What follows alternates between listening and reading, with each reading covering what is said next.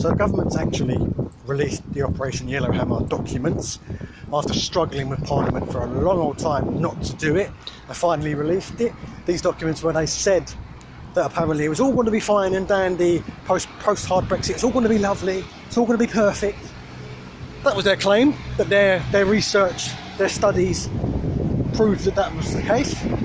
And what's actually in these papers? Well, everything that they called Project Fear, quote unquote, is in it as a potential consequence of a hard Brexit. Everything that we've been saying for the last 3.5 years is in the actual government's report. So, food and medicine shortages, problems at Dover causing queues miles long, all these kind of things. We've already said all this, problems in Ireland. We've been saying this for 3.5 years, and now the government is actually admitting it, and you can't say it's a Remainer problem anymore because the government is Brexiteers. The government is made up of people who want a hard Brexit, people who want to leave the European Union.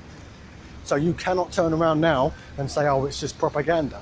Oh, it's just Remainer snowflakery. Because Boris Johnson's in charge of the fucking government. So even his own government is now admitting that a hard Brexit could potentially be disastrous. And if you turn around and say Boris Johnson or Nigel Farage or these people lied, you're told that you're sneering, that you're condescending to people who voted. Well, they did lie. They said there'd be £350 million a week for the NHS. That was a lie. They said that we would strike the easiest deal in history after Brexit. That was a lie. They turned around and said that we would be in Berlin the next day and not Brussels because we'd be striking a deal with Angela Merkel. That never happened. But if you say these were lies, you're somehow sneering at the vote that the working man placed, which is a load of rubbish.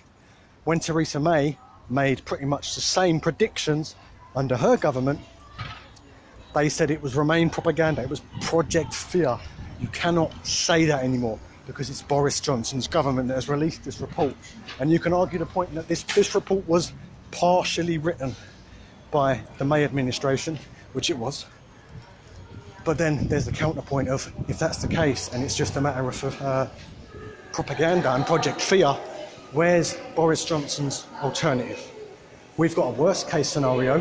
Where's the best case scenario? Because the worst case scenario is food and medicine shortages, trouble at the Dover borders, and all that kind of thing, and rioting on the streets.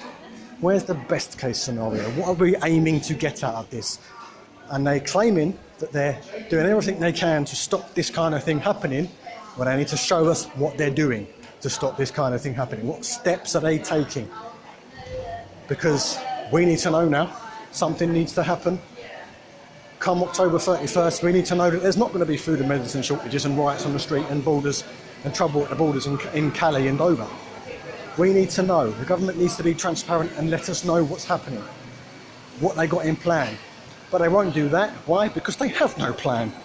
Boris Johnson's plan was pound the table and get a hard deal Brexit through.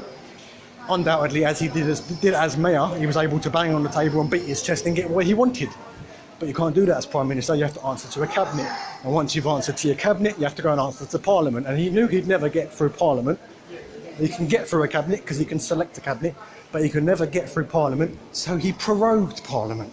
That was the whole idea, and then forced Brexit through. Well, now Labour is calling for Parliament to be recalled in light of this.